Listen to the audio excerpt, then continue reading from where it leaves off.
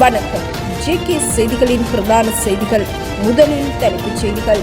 நாட்டில் பரவும் கொரோனா தொற்று காரணமாக ஒருவர் உயிரிழப்பு. 10 கோடி ரூபாய் மோசடியில் ஈடுபட்ட வங்கியில் பணியாற்றும் 3 பெண் அதிகாரிகள் கைது. வீதியில் நடந்து சென்ற இளம் ஆசிரியையின் கழுத்தில் கத்தி வைத்தவர்கள் தொடர்பில் விசாரணை. உள்ளூராட்சி மன்ற பெண் பிரதிநிதித்துவம் 25% குறைவாக உள்ளதாக அறிவிப்பு. டெங்கு காய்ச்சல் காரணமாக 5 மாதங்களில் 13 உயிரிழப்புகள் பதிவு. கொழும்பு தெஹிவளையில் ரயிலில் மோதுண்டு வயோதிப தம்பதியினர் உயிரிழப்பு. யாழ்ப்பாணம் செம்மணி மனித புதைகுழியில் சிசுவின் எலும்புக்கூடு உட்பட 13 எலும்பு தொகுதிகள் மீட்பு. 12 நாடுகளின் பயணிகளை தடை செய்யும் பிரகடனத்தில் அமெரிக்க ஜனாதிபதி கையெழுத்து. யாழ்ப்பாணம் செம்மணி சித்துப்பாத்தி இந்து மயான மனித புதைகுழியில் இருந்து ஒரு சிசுவின் எலும்பு தொகுதி உட்பட இதுவரை 13 எலும்பு தொகுதிகள் அவதானிக்கப்பட்டுள்ளது. இம்மனித புதைகுழி மிகப்பெரியதாக இருக்கலாம் என அச்சம் வெளியிடப்பட்டுள்ளது. அரியாலை சித்துப்பாத்தி இந்து மயானத்தில் நீதிமன்ற உத்தரவிற்கமைய அகழ்வு பணிகள் தொடர்ந்து முன்னெடுக்கப்படுகின்றன.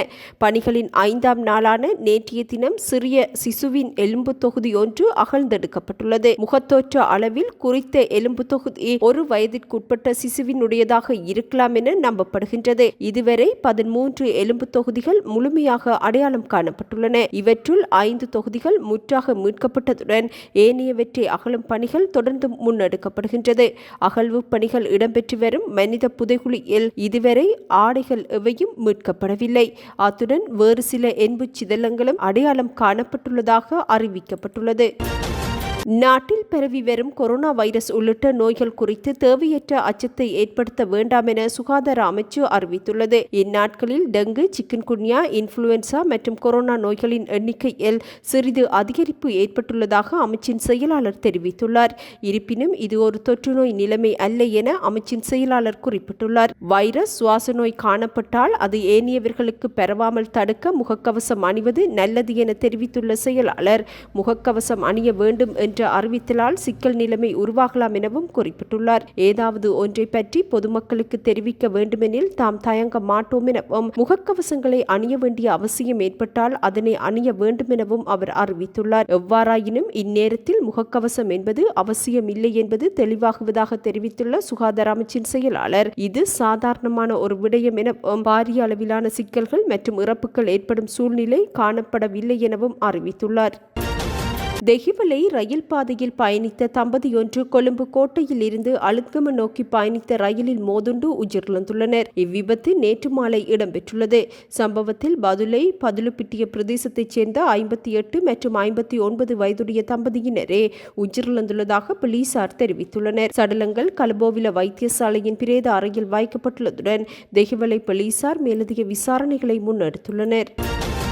நாட்டில் இவ்வாண்டு இதுவரை 24,180 டெங்கு நோயாளிகள் பதிவாகியுள்ளதாகவும் இவர்களுள் 13 பேர் உயிரிழந்துள்ளதாகவும் தேசிய டெங்கு கட்டுப்பாட்டு பிரிவு அறிவித்துள்ளது. இதன்படி கொழும்பு, கம்பஹா, இரத்தினபுரி, கண்டி மற்றும் மட்டக்களப்பு மாவட்டங்களில் அதிக எண்ணிக்கையிலான டெங்கு நோயாளிகள் பதிவாகியுள்ளதாக வைத்திய நிபுணர் டாக்டர் பிரசீலா சமரவீர தெரிவித்துள்ளார். நாட்டில் டெங்கு பரவலில் விரைவான அதிகரிப்பு காணப்படவில்லை என்றாலும் இடைவிடாத மழையுடனான வானிலை காரணமாக டெங்கு நுளம்பு பெருக்கம் அதிகரிப்பதற்கான வாய்ப்புகள் உள்ளதாகவும் இதனால் நோயாளிகளின் எண்ணிக்கையில் அதிகரிப்பு ஏற்படலாம் எனவும் அவர் அச்சம் வெளியிட்டுள்ளார்.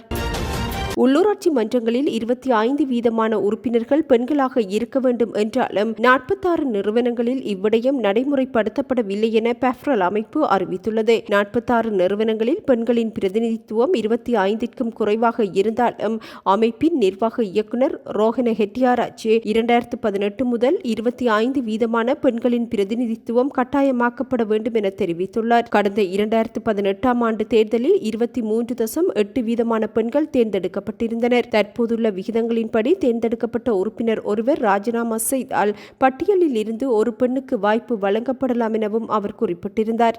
எனவே ராஜினாமா செய்தால் 25 பெண்கள் பிரதிநிதித்துவம் இல்லாத நிறுவனங்களுக்கு பெண்கள் நியமிக்கப்படுவார்கள் என எதிர்பார்க்கப்படுவதாகவும் ரோஹன ஹெட்டியாராச்சி தெரிவித்துள்ளார்.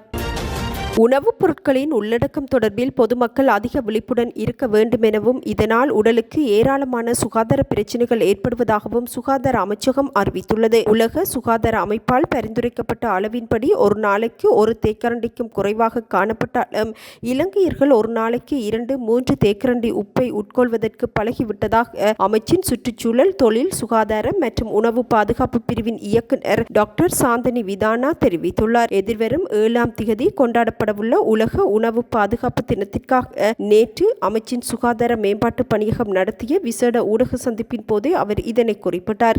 செயற்கை வண்ணங்கள், சுவையூட்டிகள், பாதுகாப்புகள் மற்றும் ஆக்சிஜனேற்றிகள் மற்றும் அதன் தாக்கங்கள் குறித்து மக்கள் விழிப்புடன் இருப்பதன் முக்கியத்துவத்தை இதன்போது அவர் குறிப்பிட்டுள்ளார். தற்போது உணவில் அமைச்சினால் அங்கீகரிக்கப்பட்ட வண்ணங்கள், சுவையூட்டிகள் மற்றும் பதப்படுத்திகள் உள்ளன. இருப்பினும் அதிக இயற்கை உணவை தேர்ந்தெடுப்பது நல்லது எனவும் அவர் குறிப்பிட்டுள்ளார்.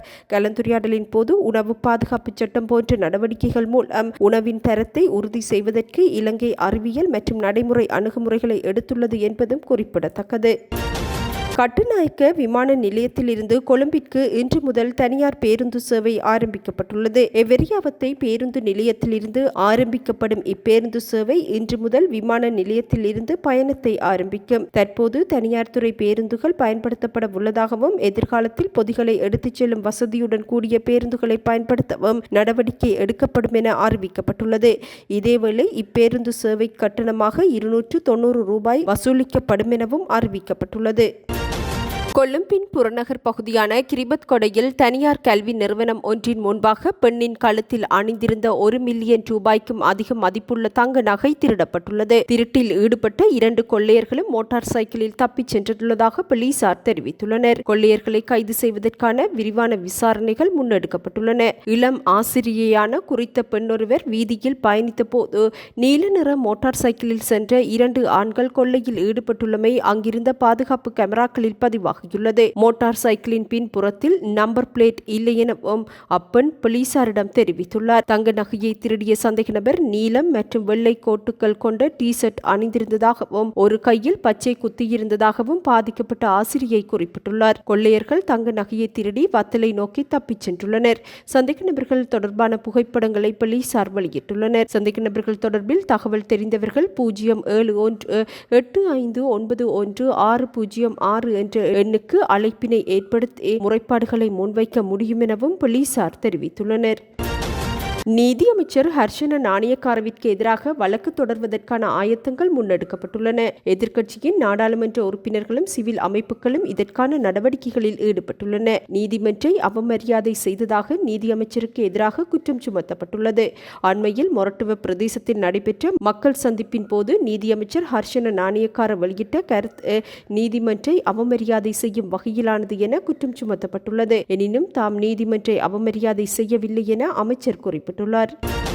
பாணந்துறை கெசல்வத்தையில் உள்ள அரச வங்கியில் குறைந்த மதிப்புள்ள தங்கப் பொருட்களை அடகு வைத்து ஏறத்தாழ 10 கோடி ரூபாய் நிதி மோசடி செய்ததாக கூறப்படும் குற்றச்சாட்டில் 3 பெண் அதிகாரிகள் கைது செய்யப்பட்டுள்ளனர். கைது செய்யப்பட்டவர்களில் ஒரு உதவி அதிகாரி மற்றும் 2 இடைநிலை நிர்வாக அதிகாரிகள் உள்ளடங்குகின்றனர். குறைந்த மதிப்புள்ள தங்கப் பொருட்களை வங்கியில் அடமானம் வைத்த பின்னர் 3 சந்தேக நபர்களும் கைது செய்யப்பட்டுள்ளனர்.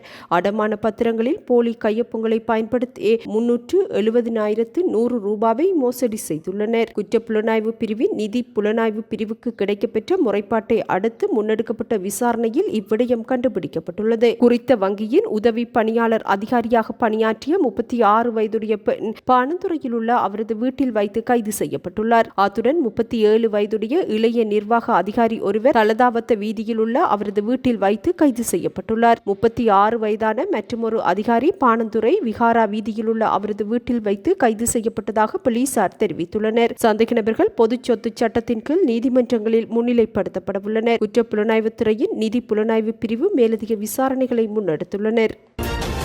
நாட்டில் பரவி வரும் கொரோனா தொற்று காரணமாக ஒருவர் உயிரிழந்துள்ளதாக சுகாதார அமைச்சின் தொற்று நோயியல் பிரிவு அறிவித்துள்ளது. அனுராதபுரத்தில் 6 பேருக்கு கொரோனா தொற்று ஏற்பட்டுள்ள நிலையில் ஒருவர் உயிரிழந்துள்ளதாக தொற்று நோயியல் நிபுணர் வைத்தியர் தேஜன சோமதிலக்க தெரிவித்துள்ளார். அனுராதபுரம் போதனா வைத்தியசாலையில் சிகிச்சை பெற்று வந்த 61 வயதான நபர் ஒருவரே ஏப்ரல் மாத இறுதியில் உயிரிழந்துள்ளார். வைத்தியசாலையில் சிகிச்சை பெற்று வந்த ஏனையவர்கள் வீடுகளுக்கு திரும்பியுள்ளதாகவும் தேஜனா சோமதிலக்க தெரிவித்துள்ளார். இதேவேளை இந்தியா உட்பட ஆசியாவில் வேகமாக பரவி வரும் கொரோனா தொற்றின் புதிய திரிப்பு இலங்கையில் பாதிப்பை ஏற்படுத்தாது எனவும் இதன் காரணமாக மக்கள் அச்சப்பட தேவையில்லை எனவும் சுகாதார அமைச்சு அறிவித்துள்ளமை குறிப்பிடத்தக்கது. அமெரிக்க ஜனாதிபதி டொனால்ட் ட்ரம்ப் 12 நாடுகளின் குடிமக்களுக்கு முழுமையான பயணத்தடையை விதித்துள்ளார். இதன்படி Afghanistan, Myanmar, Iran, Libya, Yemen, Haiti, Somalia, Sudan, Eritrea, Guinea, Congo மற்றும் சாட் ஆகிய நாடுகளின் குடிமக்களுக்கு முழுமையான பயணத்தடை விதிக்கப்பட்டுள்ளது. இத்தடை ஜூன் 9 முதல் நடைமுறைக்கு வரும் என அறிவிக்கப்பட்டுள்ளது. கியூபா உட்பட 7 நாடுகளின் குடிமக்களுக்கும் பகுதி கட்டுப்பாடுகள் விதிக்கப்பட்டுள்ளன. கியூபாவை தவிர Burundi, Laos, Sierra Leone, Togo, Turkmenistan மற்றும் வெனிசுலா ஆகிய நாடுகளுக்கும் இவ்வாறு பகுதியளவு கட்டுப்பாடுகள் விதிக்கப்பட்டுள்ளது. இந்த தடையின் கீழ் அமெரிக்காவிற்கான பயணத்திற்கான நடவடிக்கைகள் மேலும் கடுமையாக்கப்படும். விசா நடைமுறைகளை கடுமையாக்குவதன் ஒரு பகுதியாக இப்புதிய முடிவு எடுக்கப்பட்டுள்ளதுடன் தடை விதிக்கப்பட்ட நாடுகளின் பட்டியலில் பெரும்பாலும் ஆப்பிரிக்க நாடுகள் உள்ளடக்கப்பட்டுள்ளன. ஆபத்தான நாடுகளிடம் இருந்து அமெரிக்காவை பாதுகாப்பதற்காக இந்நடவடிக்கை எடுக்கப்பட்டதாகவும் நாட்டின் தேசிய பாதுகாப்பிற்கு இந்நடவடிக்கை அவசியம் எனவும் டொனால்ட் ட்ரம்ப் தெரிவித்துள்ளார். 2017 ஆண்டில் டொனால்ட் ட்ரம்ப் நிர்வாகம் பல முஸ்லிம் நாடுகளின் குடிமக்கள் மீது தடையை விதித்திருந்தது. இத்தடை பலமுறை திருத்தப்பட்ட பின்னர் 2018 உச்ச நீதிமன்றத்தால் உறுதி செய்யப்பட்டது. எனினும் 2021 ஆண்டு ஜோ பைடன் இத்தடையை இரத்து செய்திருந்தார். அந்நேரத்தில் இத்தடைக்கு பதிலளித்த பைடன் இது அமெரிக்காவின் தேசிய மனச்சாட்சியின் மீதான கறை என தெரிவித்திருந்தமையும் குறிப்பிடத்தக்கது. இலங்கை கிரிக்கெட் அணியின் முன்னாள் வீரர் சச்சித்ர சேனநாயக்கவிற்கு எதிராக சட்டமா அதிபர் ஹம்பாந்தோட்டை மேல் நீதிமன்றத்தில் குற்றப்பத்திரிகை ஒன்றை தாக்கல் செய்துள்ளார். 2020 ஆண்டு இடம்பெற்ற லங்கா பிரீமியர் லீக் போட்டியின் போது ஆட்ட நிர்ணயத்தில் ஈடுபடுவதற்காக கிரிக்கெட் வீரர் தரிந்து ரத்நாயக்கவை தூண்டியதாக இவர் மீது குற்றம் சுமத்தப்பட்டுள்ளமை குறிப்பிடத்தக்கது. இத்துடன் இன்று எமது பிரதான செய்திகள் நிறைவடைகின்றன. நமது அடுத்த பிரதான செய்திகளை நாளை எதிர்பாருங்கள்.